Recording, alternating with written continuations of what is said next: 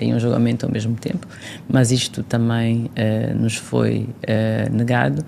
Mas espero que esta oportunidade seja usada pelo juiz para, nesta fase, que ainda é a fase de instrução contraditória, ou seja, que é uma fase antes do julgamento, que ele reveja as provas, que ele realmente ouça as testemunhas e que possa apurar os factos e a verdade. E pretende participar ativamente nesta fase, mesmo à distância, como já indicou anteriormente? Bem, nesta fase eu não sou testemunha, porque nesta fase, isto é uma fase, a instrução contraditória é uma fase que é pedida pela defesa, ou seja, é pedida pela pessoa que é acusada e que é acusada injustamente e então requeremos esta fase, que é uma oportunidade que nós temos de demonstrar que as coisas que foram ditas não são verdades, ou seja, os factos que foram ditos pela PGR não correspondem à verdade. E para isto nós apresentamos testemunhas, outras pessoas independentes, e apresentamos também provas, documentos, relatórios, etc. O juiz apura, em princípio tem que ver estas coisas todas, deveria ouvir as testemunhas todas, portanto, se fosse mesmo para apurar a verdade, deveria ouvir pelo menos o mesmo número de testemunhas que ouviu da PGR, já que a PGR apresentou 40, não se percebe porque é que no nosso caso nós só temos 7, só podemos apresentar 7. E depois, a partir daí, estabelecer se os factos da acusação da PGR estão ou não corretos. O procurador-geral angolano afirmou que os Emirados Árabes Unidos já receberam toda a documentação necessária para que seja ouvida. Está disposta a prestar declarações às autoridades locais ou vê isso como uma legitimação de um processo que considera político? Bem, eu desconheço o que é que a PGR afirmou, se é verdade ou não que eles enviaram alguma coisa para algum outro país, eu desconheço. A PGR tem afirmado muitas coisas e muitas delas têm sido em verdade. Aliás, o ano passado, em janeiro de 2024, tinham afirmado que iam mandar esta acusação para instrução contraditória em 10 dias e não o fizeram, esperaram 1 ano e meio. Questiona-se porque é que é 1 ano e meio, se há algum calendário político, se há aqui alguma motivação política, porque é que agora, não sabe. Em todo caso, eu não fui notificada até a data, não conheço, mas estou disponível, sempre tive disponível para esclarecer a verdade, porque os factos são simples, são apenas 4 factos, não são 12 crimes, são 4 factos que estão a ser acusados. Portanto, quando se fala em 12 crimes muito complicados, eu acho que isto é para confundir a opinião pública. E as pessoas não olharem para factos que são muito, muito simples de esclarecer e que já podiam ter esclarecido há muito tempo. Esta situação dura desde 2017. Nós estamos em 2025. São 8 anos. Não acredito que já alguém leve a sério as acusações da PGR e acho que muitas pessoas já percebem que são politicamente motivadas. E dado o elevado número e gravidade das acusações que vão desde peculato, branqueamento de capitais, etc., considera que esta fase de instrução contraditória será suficiente para demonstrar as acusações ou crê que o desfecho já está decidido? Eu realmente agradeço essa pergunta, porque eu também tenho visto esta questão dos 12 crimes e quando se ouve esta palavra 12 crimes, parece que assim uma coisa muito grande e muito complicada e com nomes de crimes muito complicados, mas eu queria voltar à verdade dos factos. O que é que a acusação diz? Ou seja, o que é que está a ser acusado? Estão a ser acusados 4 coisas. Primeiro, que os trabalhos prestados pelos consultores da Sonangol para recuperar a Sonangol da falência, não existiram. Ou seja, a PGR pura e simplesmente diz não existiram consultores na Sonangol para prestar serviços para reestruturar a empresa. E não foram pagos. E este valor, quem levou é a engenheira Isabel dos Santos. Ora, isso é uma mentira, é uma inverdade. São centenas de trabalhadores da Sonangol que viram os consultores da Boston Consulting Group, da Price, da McKinsey, da Accenture, empresas internacionais de grande renome, todas elas reconheceram que lá tiveram. São centenas de relatórios, memos, atas, milhares de e-mails. Ou seja, as provas são gritantes que as pessoas estiveram presentes. Era um andar inteiro na Sonangol, cheio de pessoas a trabalharem todos os dias. Pessoas estrangeiras, portanto, via-se, eram portugueses, eram espanhóis, eram italianos, ingleses, americanos, pessoas de todo o mundo. E a PGR continua nesta inverdade. Isto é a primeira acusação. A segunda acusação que é feita é que os salários da Sonangol, dos administradores e diretores, foram aumentados. Sim, de facto, os salários foram aumentados. Os salários eram pagos em kwanzas, não em dólares. E houve um reajuste salarial. Esse reajuste salarial não foi aprovado pela PCA sozinho. Não. O reajuste salarial foi aprovado a nível da empresa toda, do Conselho de Administração, tudo. Ou seja, foi uma decisão colegial. Os salários foram aumentados para todas as pessoas, todos os administradores, todos os diretores, em todas as subsidiárias, em todo o grupo Sonangol. Então não se percebe como é que agora a PGR vem acusar que houve um aumento de salários. E mais, os salários em 2017, que hoje estão a ser reclamados pela PGR como tendo sido altos, foram metade dos salários de 2018. Em 2018, o Conselho de Administração que chegou depois de mim duplicou os salários, quase. Passou os salários, a rúbrica de salários foi de 120 e tal bilhões de kwanzas para 220 e tal bilhões de kwanzas. Não digo os números exatos, mas eu depois posso passar. Mas, efetivamente, a rúbrica está lá. Portanto, isto é a segunda acusação. Portanto, a primeira é que os consultores não tiveram na Sonangol e não fizeram trabalho. Segundo, os salários foram aumentados. A terceira acusação é de uma empresa, Monjasa Trading, ser minha e ter feito trading com a Sonangol. Eu não sou dona da Monjasa Trading. Eu agradeço a todo mundo que esteja a ouvir esta entrevista. Por favor, escrevem na internet www.monjasatrading.com e vão ver. A Monjasa é uma empresa internacional que está em mais de 30 países, tem os acionistas super conhecidos, o board deles são pessoas que são dinamarquesas, holandesas, francesas, italianos, nem sei, são pessoas internacionais. Eu não tenho nada a ver com esta empresa, mas a PGR continua a insistir, é a empresa da engenheira Isabel dos Santos e foi esta empresa que fez trading com a Sonangol. Eu nunca vi esta empresa na Sonangol, aliás, durante o meu mandato nem tinha conhecimento se ela fazia trading ou não, porque o trading passa pela Sonangol Londres. Portanto, eu acho que esta pergunta tem que ser feita à Sonangol Londres, quem é a Monjasa e se eles fizeram trading com eles ou não. E a PGR tem que parar com insistir nesta mentira, porque é muito simples. www.monjasatrading.com. Vai-se encontrar lá quem é a empresa. Não precisa de 8 anos para investigar, para dizer que a empresa é minha. A quarta acusação é que a Sonangol não pagou impostos ao Estado. Ora, vejamos. Se uma empresa do Estado não paga impostos ao Estado, o Estado tem que reclamar esses impostos com quem? Com a empresa, correto? Não com a PCA não executiva da empresa. E mais, os impostos estão a ser reclamados. Só referência a que exercício? 2017. Ora, em 2017, quem assinou as contas e quem pagou os impostos? Foi o Dr. Carlos Saturnino, não fui eu. Por que ele não é reclamado? Uma vez que era a responsabilidade dele pagar os impostos de 2017. Eu saí da Sonangol em novembro de 2017. Todo mundo sabe que o exercício fiscal termina em dezembro e que as contas são submetidas a março e que os impostos são pagos a maio.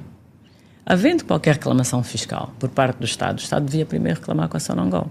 Mas mais, estranha-se, porque o relatório de contas da Sonangol 2017 tem lá, da parte dos auditores, a aprovação, e eles já são auditores indicados pelo novo Conselho de Administração, portanto, já são os auditores indicados pelo próprio Conselho de Administração do Dr. Carlos Saturnino, e não vem lá nenhuma nota que não foram pagos impostos ao Estado.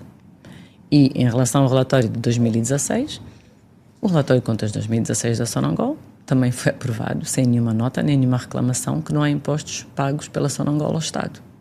Em todo caso, havendo impostos de uma empresa do Estado que são devidos, o Estado tem que reclamar com esta empresa primeiro.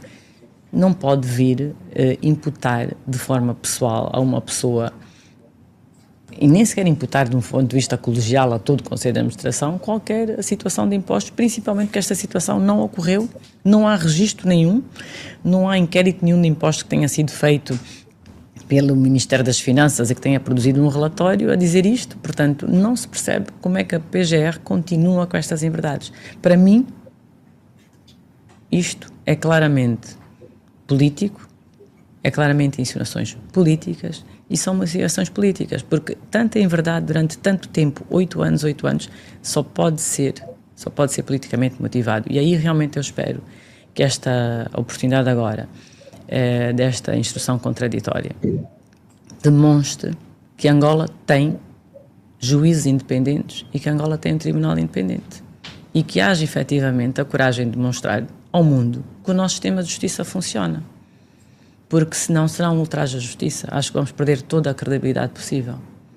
Porque é demasiado óbvio que as 4 acusações, não são 12 crimes, são 4. São 4 acusações que estão sendo feitas. 4 acusações. Não são 12 crimes, são 4 acusações. E vamos olhar concretamente para estas acusações e o que é que elas dizem. E se elas efetivamente são verdadeiras ou inverdadeiras. São falsas. Não são verdadeiras. Não são sustentáveis.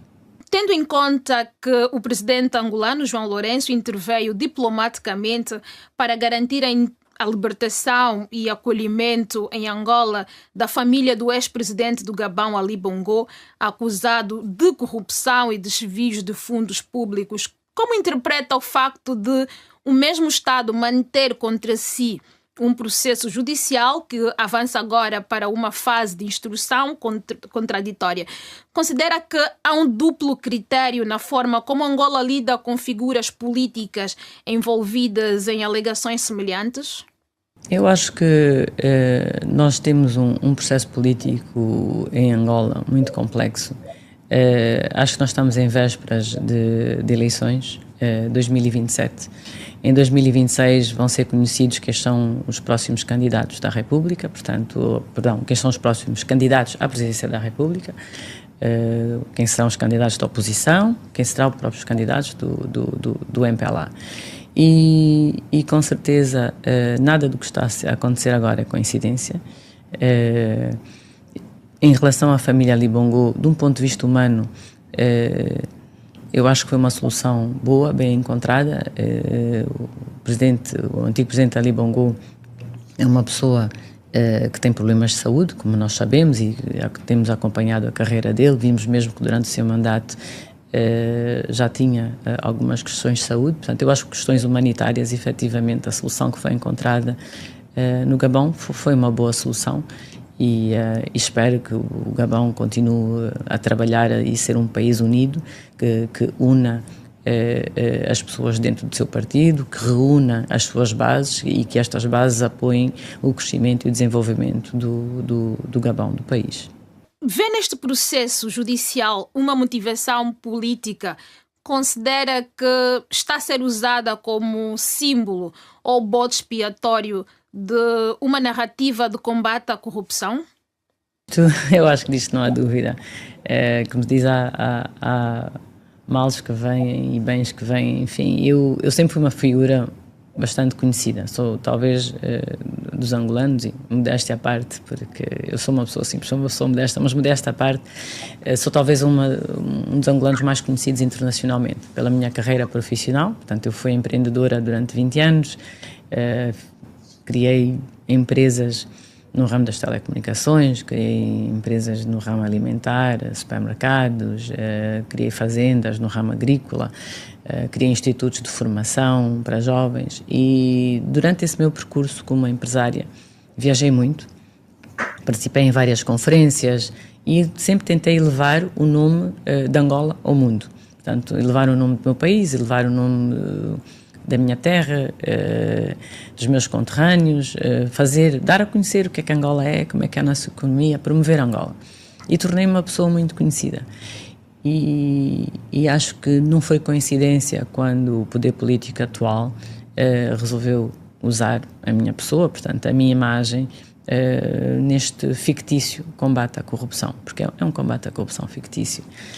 Infelizmente, porque a corrupção é uma coisa que existe, não é uma coisa saudável para as sociedades, reconheço, mas eu acredito que o combate à corrupção também tem que vir muito da parte da consciência, das pessoas se tornarem-se mais conscientes e haver prioridades. E as prioridades têm que ser haver emprego, haver rendimento. As pessoas têm que ter dinheiro para poder viver, têm que poder trabalhar, têm que poder sustentar as suas famílias. Os jovens têm que poder se formar e, quando acabarem esta formação, terem a oportunidade de desenvolver uma atividade, ou uma atividade sua, ou empreender, ou efetivamente trabalhar. Portanto, uma sociedade, quando ela é saudável, quando há oportunidades, quando há igualdade de oportunidades, há uma diferença que ocorre, que as pessoas vivem melhor e há menos corrupção. Portanto, para mim a corrupção combate-se também pelo desenvolvimento e pelo crescimento económico e por haver mais rendimento nas famílias, melhores salários, melhores condições de vida. Tudo é um conjunto que tem que ser criado. E acho que isto não foi o que aconteceu em Angola. Em Angola, pelo contrário, nós hoje estamos mais pobres, a nossa moeda vale menos, o desemprego é gritante, só 13 angolanos em 100 têm um emprego formal. A inflação está altíssima, os custos de vida são altos, os preços são altos. Então, este não é um quadro que vai lutar contra a corrupção. Tem noção do total de prejuízo financeiro que já sofreu até agora com os bloqueios, arrestos e as ações judiciais em vários países? Como quantifica esse impacto na sua vida pessoal e atividade empresarial? O impacto financeiro é muito grande nas minhas empresas. Eu acho também muito grande para a economia angolana, também gostaria de dizer para a economia portuguesa, de alguma maneira, mas sobretudo para a economia angolana, porque infelizmente as minhas empresas deixaram de investir da maneira que investiam. Só para imaginar, todos os anos nós criávamos cerca de 2.000, 3.000 empregos anualmente e dávamos formação, 3.000, 4.000 pessoas recebiam formação em várias empresas minhas, vários programas de formação, os salários eram bons, as condições de trabalho eram boas, havia condições boas de trabalho, dignas para as pessoas, e infelizmente com estas questões de arrestos das empresas hoje, das minhas empresas hoje, serem geridas pelo Estado, pelo IGAP, pelos ministérios, muitas estão com grandes dificuldades financeiras, portanto deixaram de poder investir, são empregos que se perdem, são jovens que não conseguem bons empregos com bons salários, são famílias que são afetadas todos os dias e isto é triste. É triste porque em vez de criarmos mais e estarmos a desenvolver e crescer mais e termos um plano, uma visão para Angola, estamos a destruir aquilo que nós os angolanos conseguimos construir até hoje. O impacto financeiro para mim hoje é difícil de quantificar, porque eu não tenho também acesso ao relatório e contas das empresas. Como disse há pouco, elas são controladas pelo Estado. Hoje o Estado é que nomeia os conselhos de administração, é que dá ordens, etc. Portanto, eu tenho alguma dificuldade, porque há muitos anos já não tenho acesso efetivamente às empresas, acompanho-as de longe, mas pelo que vejo, acredito que hoje elas devem efetivamente representar 20% do que foram no passado. Portanto, a perder valor, acredito que devem ter perdido mais de metade do seu valor. E sobre as eleições em Angola marcadas para 2027, o que tem a dizer? Eu acho que é muito importante que haja um candidato ou vários candidatos que apresentem um verdadeiro projeto para o país. Angola tem que ter uma estratégia, tem que ter uma visão e tem que ter plano. Nós não podemos viver de ideias soltas. Hoje tenho uma boa ideia, então aplico, desvio-me do plano e de repente ninguém sabe para onde é que vamos navegar. É muito importante resolver a questão económica. Hoje a economia de Angola não vai bem, portanto isto tem que ser uma prioridade. Qualquer pessoa que venha em 2027 candidatar-se tem que ter um plano para a economia de Angola e que passe muito pelo emprego e pelo bem-estar das famílias. O bem-estar social é gritante. Nós hoje vivemos uma condição muito, muito difícil. A quantidade de famílias que não têm dinheiro para comer, para sobreviver, para suprir as suas necessidades básicas, é muito triste. Portanto, isto tem que ser uma prioridade máxima. O sempre existir, eu acho interessante nós compararmos, porque Angola efetivamente teve vários momentos da sua vida. Nós tivemos um momento de guerra, eu vivi na guerra, eu cresci na guerra, e sim, durante a guerra o período foi muito difícil. Passámos fome, não tínhamos luz, não tínhamos água. A guerra em Angola foi muito dura, os ataques quando havia da África do Sul e que eles abatiam os postos todos de eletricidade, tínhamos 40 postos de transmissão elétrica que eram abatidos aos 70 postos. as cidades ficavam meses e meses sem luz, era muito difícil trabalhar, enfim, sim, foram momentos difíceis. Quando a guerra terminou, Angola, a economia começou a crescer e as coisas começaram a melhorar, começou a haver mais oportunidades, mais emprego, mais dinheiro, mais comida, mais escola, mais saúde, que havia ainda problemas a resolver, claro que havia, né? A guerra acabou em 2002 e o percurso é longo. Se nós formos a pensar, efetivamente temos que voltar a reconstruir todo um país, mas as coisas efetivamente estavam a ser reconstruídas e a melhorar. As famílias já conseguiam viver do seu salário e os preços eram muito mais baixos do que os preços são hoje. Eu acho que nós estamos em 2025, como eu digo, há que viver até 2026 e depois até 2027. Eu aprendi que nós temos que viver um dia de cada vez, temos que ser muito gratos, muita gratidão por todos os dias que nós acordamos, e temos que viver um dia de cada vez e ver o que é que a vida nos oferece e tirar as melhores oportunidades possíveis e, sobretudo, contribuir. Eu vou sempre contribuir, como eu disse desde o princípio, eu vou sempre contribuir para Angola de uma maneira positiva, vou sempre apostar numa transformação positiva para o meu país, é um país que eu amo, é a minha terra, é o meu país. É preciso perceber que eu já não estou em Angola há 8 anos, portanto há 8 anos que eu não vou a Angola, com certeza que vou encontrar uma Angola muito mudada, mas não deixa de ser a Angola do meu coração. Obrigada, Isabel dos Santos, pela disponibilidade e pela entrevista. Obrigada a si também que nos acompanhou até aqui. Continue a seguir-nos em todas as redes sociais e em dw.com/português. Obrigada pelo carinho da vossa audiência e até breve.